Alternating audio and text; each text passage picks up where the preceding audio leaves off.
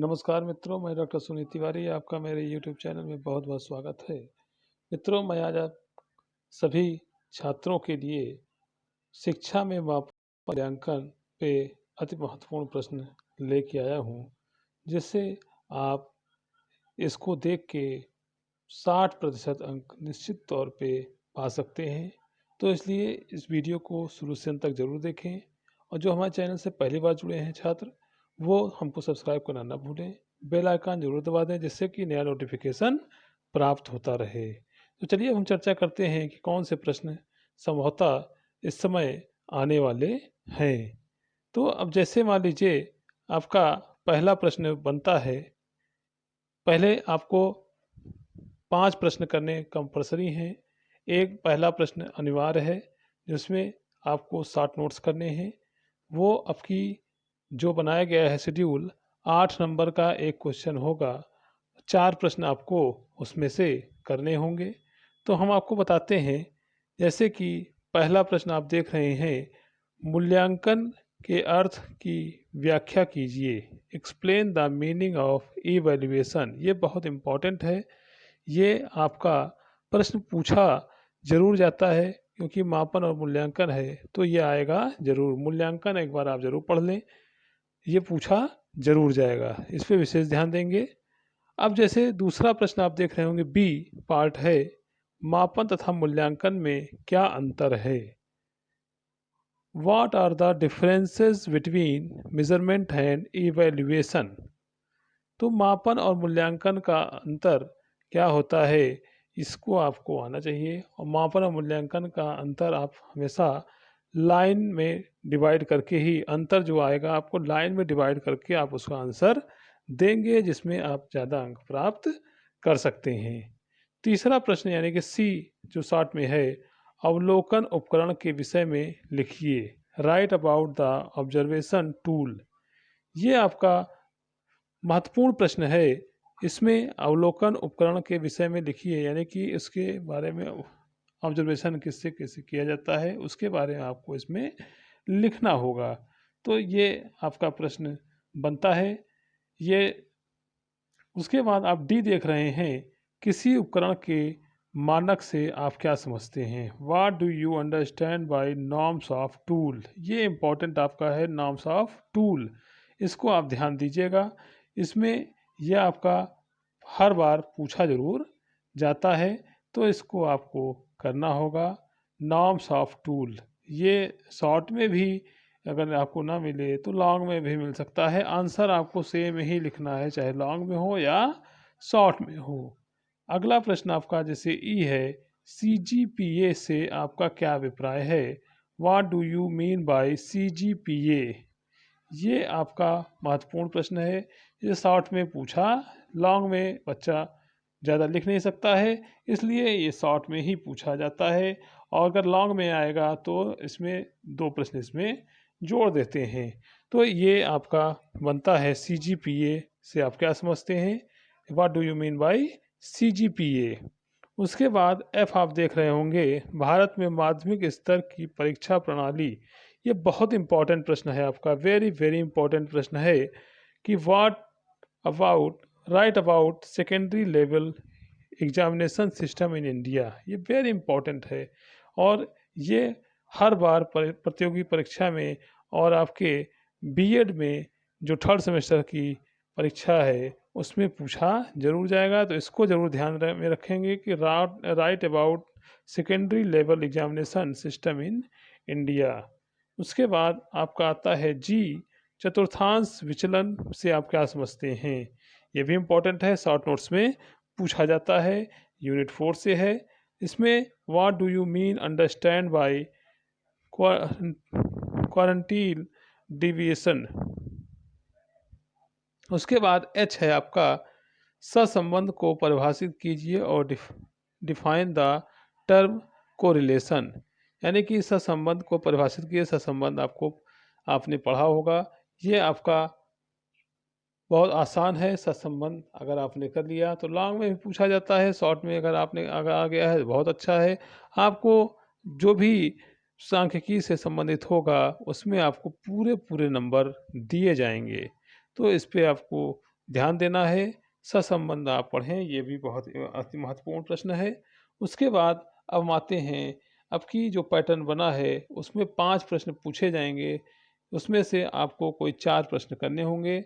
इसमें आपकी unit wise कोई भी काम नहीं किया जाएगा, क्योंकि जैसे यूनिवर्सिटी ने आपकी बताया है, इस हिसाब से भी आपके प्रश्न पूछे जाएंगे। उसमें यूनिट में से नहीं, आपको 4 प्रश्न दिए होंगे 5, उसमें से आपको कोई 4 प्रश्न करने होंगे। तो जैसे इसमें आपको दिया है, पहला प्रश्न है यूनिट इकाई 1 का कि मापन के विभिन्न स्तरों के विषय में उदाहरण सहित विस्तार से लिखिए। ये 12 नंबर का आपका आएगा। आपकी यूनिट नहीं आएगी, यूनिट में आप ध्यान देना है कि यूनिट नहीं होगा। कोई भी आप किसी भी यूनिट से अगर पूछा जाता है तो आप उसको कर सकते हैं। जैसे भारत मापन के विभिन्न स्तरों के विषय में उदाहरण सहित विस्तार से लिखिए। Right about different level of measurement in detail with example.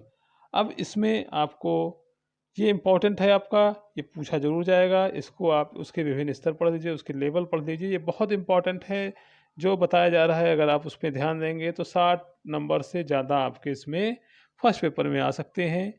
तीसरा प्रश्न आपका है, मूल्यांकन के मूल सिद्धांतों को उनके महत्व के साथ वर्णन कीजिए। ये भी आपको बहुत इंपॉर्टेंट, वेरी वेरी इंपॉर्टेंट प्रश्न है। Discuss the basic principles of evaluation with their significance. उसके बाद हम यूनिट सेकंड में आते हैं। जैसे कि पहला प्रश्न आप देख रहे होंगे चौथे नंबर पे जो है, समाज मिति तथा निर्धारण मापनी के महत्व की विस्तार से चर्चा कीजिए। बहुत इंपॉर्टेंट है सेकंड यूनिट का, ये पूछा जरूर जाता है। ये यानी कि discuss the importance of sociometry and rating scale in detail. Rating scale अगर मान लीजिए शॉर्ट में भी पूछा जाता है तो आप उसको लिख सकते हैं। उसके बाद पाँचवें पे आते हैं, अच्छे मूल्यांकन उपकरण के सभी गुणों की व्याख्या कीजिए। पांचवा प्रश्न जैसे आप देख रहे होंगे यूनिट सेकंड में कि elaborate all the characteristics of good evaluation tool. ये वेरी वेरी वेरी इंपॉर्टेंट प्रश्न है। इसको आपको हर पेपर में मिलेगा जरूर, किसी भी सन का होगा। ये क्वेश्चन 5वें नंबर का आप देख रहे हैं, ये आपको मिलेगा जरूर। तो इसको आप याद करना ना भूलें, इसमें आप अच्छे अंक प्राप्त कर सकते हैं। उसके बाद ये आपका पेपर में आएगा, संभवतः आना बिल्कुल चाहिए। उसके बाद यूनिट 3 में हम आते हैं, मूल्यांकन के विभिन्न उपागम क्या हैं, कोड तथा मानक संदर्भित मूल्यांकन की विस्तार से चर्चा कीजिए।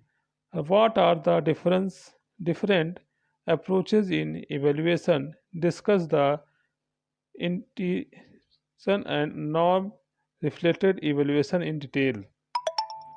उसके बाद हमारा आता है, सातवां प्रश्न, बुद्धि के प्रत्येक की विस्तार से चर्चा कीजिए। माध्यमिक स्कूल के छात्रों के में इसका मापन किस प्रकार करते हैं।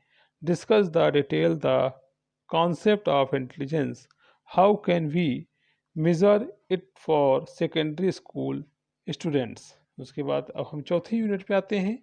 चौथी यूनिट में जैसे कि आपका सांख्यिकी से संबंधित है, उसमें अप अपरीकरण की माप के गुणों पर प्रकाश डालिए। मा मानक मानक विचलन एवं उनके उपयोगों पर चर्चा कीजिए। Highlights the characteristics of measuring of dispersion, discuss the standard deviation and it's uses. ये आपका इम्पोर्टेंट है, इसको भी आपको पढ़ना होगा। अगर आप नहीं पढ़ पाते हैं तो कोई बात नहीं, घबराए ना। और उसके बाद आपका निम्न 9 प्रश्न आप देख रहे हैं, निम्नलिखित पर संक्षेप में टिप्पणी लिखिए। जैसे मध्यमान और प्रतिशतांक, यानी कि मीडियन और परसेंटाइल पे आपको एक लेख लिखना है, टिप्पणी लिखना है। तो उस पर ये भी आपका इम्पोर्टेंट है। और इस तरह से आपकी यूनिट में पेपर नहीं आएगा।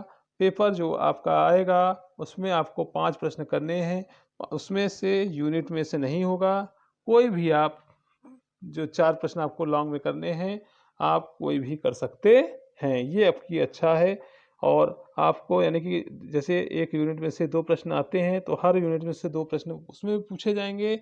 आपको उसमें से कोई भी यूनिट का आपको इफ़ेक्ट नहीं पड़ेगा, आप कोई भी प्रश्न कर सकते हैं। तो इस तरह से हमने आपको पूरा बताने का महत्वपूर्ण प्रश्न, संभावित प्रश्न जो आपके पूछे जाएँगे, उसको बताने का प्रयास किया है। अगर हमारे इस वीडियो को शुरू से अंत तक आप ज़रूर देखेंगे, तो आपको पूरी जानकारी के साथ-साथ पूरा आपको पेपर समझ में आ जाएगा और आपके 60 नंबर से ज़्यादा लाने के लिए ये आप बाध्य हो जाएँगे। सभी छात्रों को बहुत-बहुत बधाई। आप पेपर देने जा रहे हैं और अच्छे अंक आप प्राप्त करें। ये